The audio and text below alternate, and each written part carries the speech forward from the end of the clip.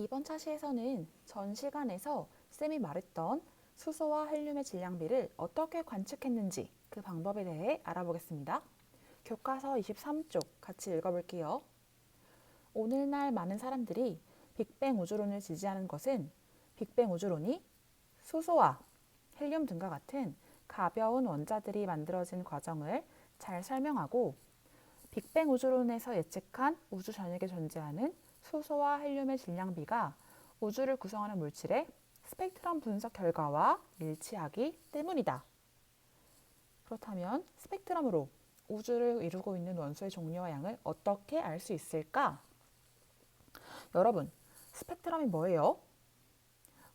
여러분들이 중학교 2학년 때 물질의 구성 배울 때 불꽃 반응색과 더불어 이 스펙트럼에 대해서도 배웠을 거예요. 자, 스펙트럼이란 바로 빛이 파장별로 분산되어 생긴 띠를 의미합니다. 빛은 다양한 파장으로 이루어져 있고 이 간격이 이렇게 길수록 파장이 길고 간격이 짧을수록 파장이 짧은 거예요. 즉 우리가 볼 수 있는 이 가시광선에서 빨강색은 파장이 길고 보라색은 파장이 짧은 빛입니다. 즉 빛은 이렇게 색깔로 표현할 수 있어요. 스펙트럼에는 세 가지 종류가 있는데요. 첫째, 연속 스펙트럼, 둘째, 선 스펙트럼, 셋째, 흡수 스펙트럼입니다.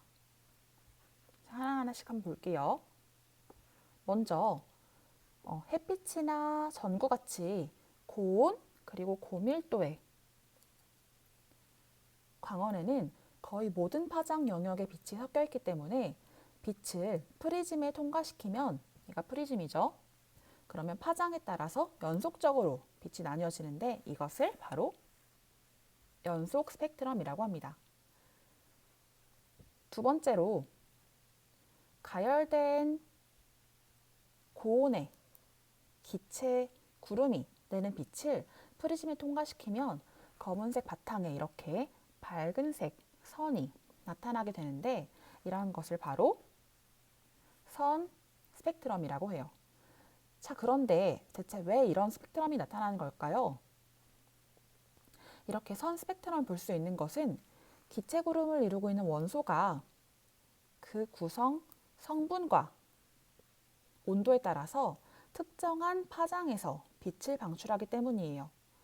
지금 이 경우에는 빨강색, 노란색, 초록색, 파란색, 보라색의 특정한 위치에서 지금 빛이 방출되었죠. 네, 이걸 가지고 이 고온의 기체, 이 기체가 어떤 성분으로 이루어져 있는지를 알 수 있습니다. 이 설명도 한번 읽어보고 자, 다음 세 번째로 광원과 관측자 사이에 이렇게 저온의 기체가 존재할 때 그렇게 존재해서 광원으로부터 오는 빛을 어떤 빛을 이 저온의 기체가 흡수하면 연속 스펙트럼 사이에 이렇게 검은색 선이 나타나게 되거든요. 이러한 스펙트럼을 바로 흡수 스펙트럼이라고 합니다. 그리고 이 선들을 흡수선이라고 해요. 자, 이 흡수선이 왜 나타났냐고 말했죠? 바로 이 가운데 있는 저온의 기체가 광원으로부터 오는 특정 파장의 빛을 흡수하기 때문이에요. 이해됐나요? 여러분 이해했는지 한번 확인해 볼게요. 자, 여기 태양이 있어요. 여러분 우리 태양 이렇게 볼 수 있어요?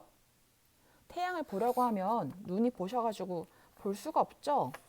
보통 우리가 태양을 볼 때는 오직 해가 이렇게 질 때 혹은 뜰 때만 볼 수 있습니다.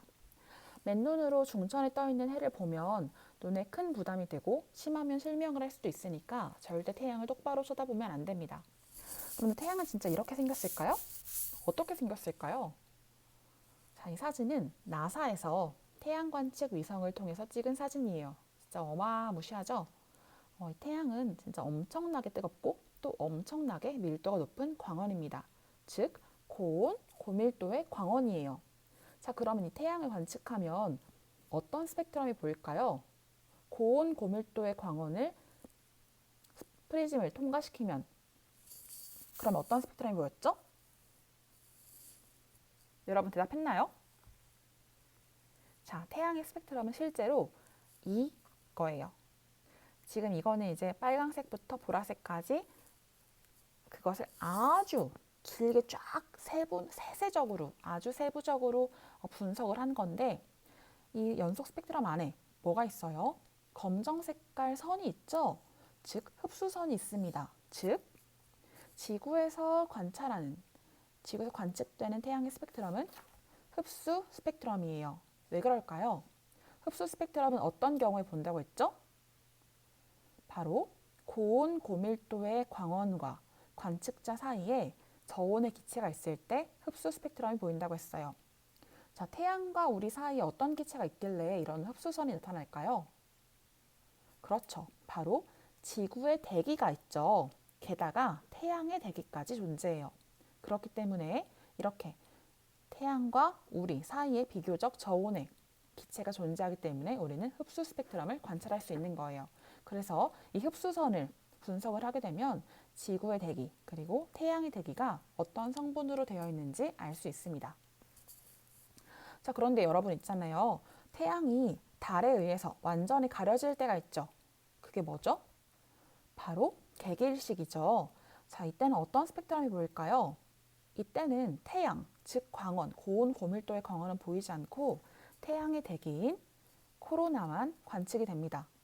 즉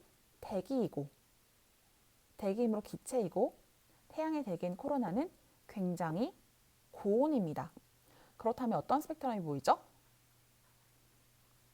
고온의 기체에서 나오는 빛을 프리즘에 투과하면 자, 이 두 번째 스펙트럼, 이렇게 빨강 색깔로 표시한 스펙트럼이 바로 코로나의 스펙트럼이에요. 이 그림은 옛날 논문에서 따온 그림이라서 조금 투박하죠? 잘 안 나오더라고요. 자, 어때요? 검정 색깔 배경에 어떤 색깔의 선이 나타났죠? 즉, 얘는 선 스펙트럼입니다. 여러분 모두 이해됐나요? 자, 교과서를 같이 한번 봐볼게요. 가운데 이 그림을 한번 볼게요. 자, 고온, 고밀도의 광원은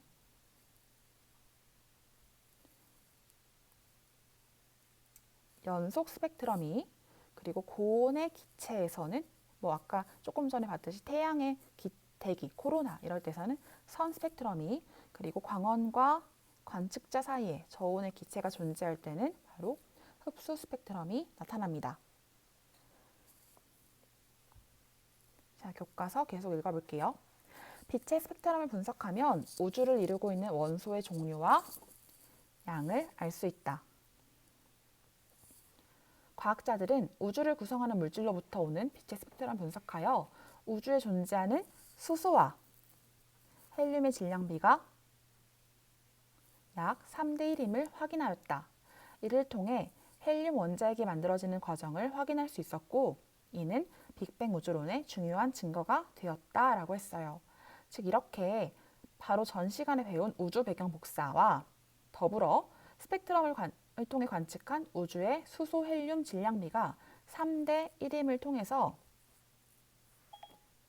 빅뱅 우주론이 우주의 존재를 설명하는 이론으로 받아들여지게 된 것입니다. 자, 마지막 문장 마저 읽어볼게요. 그렇다면 물질마다 특징적인 스펙트럼이 나타나는 원리는 무엇일까요? 대체 왜 이런 특징적인 스펙트럼이 나타날까요?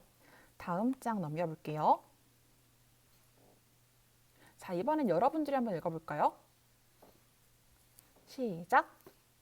사다리를 오르거나 징검다리를 건널 때 발판과 발판 사이에 서 있을 수 없듯이 원자 속의 전자도 원자핵으로부터 특정한 거리만큼 떨어진 위치에만 존재할 수 있다. 이때 원자 속 전자들의 위치에 따른 에너지를 에너지 준이라고 한다. 라고 했어요. 즉 아래 그림을 보면 이건 지금 보어의 모양에 따라서 그림이 그려져 있는 건데 가운데에 원자 핵이 있고 그리고 이 파란색이 전자예요. 이 전자가 주위를 돌고 있는데 이때 이 전자는 원자 핵으로부터 특정한 거리만큼 떨어져 있을 수 있어요. 이렇게. 그리고 그 위치는 그림처럼 가까운 곳부터 먼 곳까지 다양합니다. 그리고 이 위치를 에너지 준위라고 여러분들은 이해를 하면 되는 거예요. 전자는 원자핵 가까운 곳에 위치할 때 이때는 비교적 낮은 에너지를 가지고 있을 수 있어요. 낮은 에너지를 가지고 있고 여기서부터 더 멀어지려면 여기에 있으려면 그러면 더 높은 에너지를 가지고 있어야 됩니다. 즉 낮은 에너지 준위에 있다가 높은 에너지 준위로 가려면 어떻게 해야 할까요? 더 내가 높은 에너지를 가지고 있어야 되니까 당연히 에너지를 흡수해야겠죠. 자, 한번 이거 그림을 그리면서 한번 설명을 해볼게요. 칠판이 있으면 칠판에다가 이렇게 그림을 그릴 텐데 여러분들은 칠판이 없으니까 내가 스케치북 앱을 다운받았어요. 빈 종이에다가 한번 그림을 그려보겠습니다. 자, 계단이 3개가 있어요. 슥슥슥슥 소리도 나네요. 자, 여기에 과학쌤이 이렇게 1층에 있습니다. 자, 1층에 있는 거는 안 힘들어요. 근데 여기서 계단을 하나 올라가려면 엄청나게 힘들어요. 계단 올라가기 위해서는 그래서 밥을 이렇게 고봉밥을 한 그릇 다 먹어야 돼요. 그런데 그래서 여기 올라갔는데 여기서 또 올라가려면 또 엄청 힘들어요. 그렇기 때문에 또 여기서 고봉밥을 또 먹어야 돼요. 즉 높은 곳에 올라가려면 밥을 먹어야 됩니다. 밥이라는 건 뭐예요? 바로 에너지를 말하는 거죠. 즉 높은 곳에 가려면 낮은 곳에서 높은 곳에 가려면 에너지를 흡수해야 한다는 거예요. 그런데 이제 계단에서 내려올 거예요. 자, 계단에서 내려오려면 에너지가 내가 낮아져야지만 내려올 수 있어요. 내가 먹은 밥을 하나씩 우액 토해가면서 한 계단 한 계단 내려가는 거예요. 그러니까 즉 이때는 에너지를 방출하는 겁니다. 알겠어요? 높은 곳에 올라갈 때는 에너지를 흡수하고 낮은 곳에 내려갈 때는 에너지를 방출한다 라는 거예요. 자, PPT를 통해서 한번 볼게요.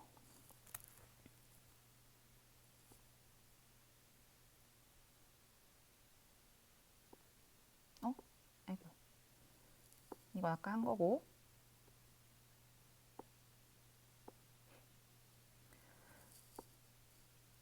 자, 낮은 에너지 준위에 있는 전자가 높은 에너지 준위로 이동하려면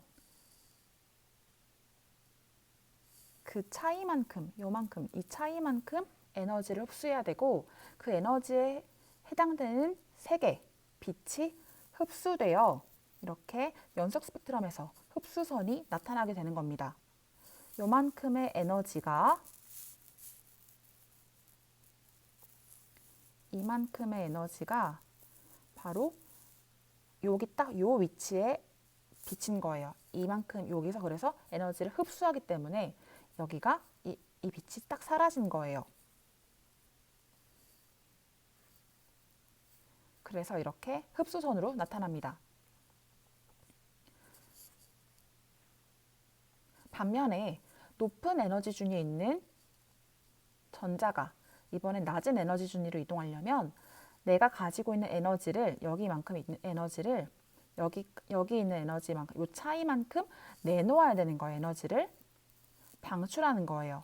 그렇기 때문에 요만큼의 에너지에 해당되는 그 위치, 거기에서 빛이 방출돼서 이렇게 선이 나타나게 되는 겁니다. 방출선이 나타나게 됩니다. 여러분 이해돼요? 자, 교과서를 가지고 확인해 볼게요.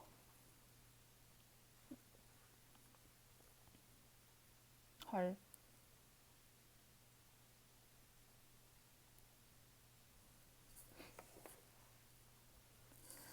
낮은 에너지 준위에 있는 전자가 높은 에너지 준위로 이동하려면 특정한 색의 빛을 흡수해야 한다. 반대로 높은 에너지 준위에 있는 전자가 낮은 에너지 준위로 이동할 때는 특정한 색의 빛을 방출한다. 여러분 이거 두 개 중요합니다. 줄 치세요. 이처럼 전자가 에너지 준위 사이를 이동할 때 흡수 또는 방출하는 빛으로부터 흡수 스펙트럼이나 선 스펙트럼을 관찰할 수 있다. 여러분 여기는 별표 치세요. 에너지 준위는 각 원자마다 다양하게 나타나므로 원자마다 고유의 스펙트럼, 흡수 스펙트럼이나 선 스펙트럼이 나타난다. 알겠어요? 원소마다 고유한 선, 흡수 스펙트럼이 존재하기 때문에 우주에서 오는 빛의 스펙트럼을 관찰하면 그 빛이 어떤 물질로부터 왔는지 알 수 있는 겁니다. 자, 오늘 굉장히 논리적인 과학 내용에 대해서 알아봤는데 어땠어요? 여러분 이렇게 어렵지 않았죠? 다음 시간에는 여러분들이 직접 분광기를 가지고 햇빛이랑 전등 그리고 방전관에서 방출되는 빛의 스펙트럼을 관찰해야 하는데 여러분들은 지금 집에 있고 집에는 분광기가 없잖아요.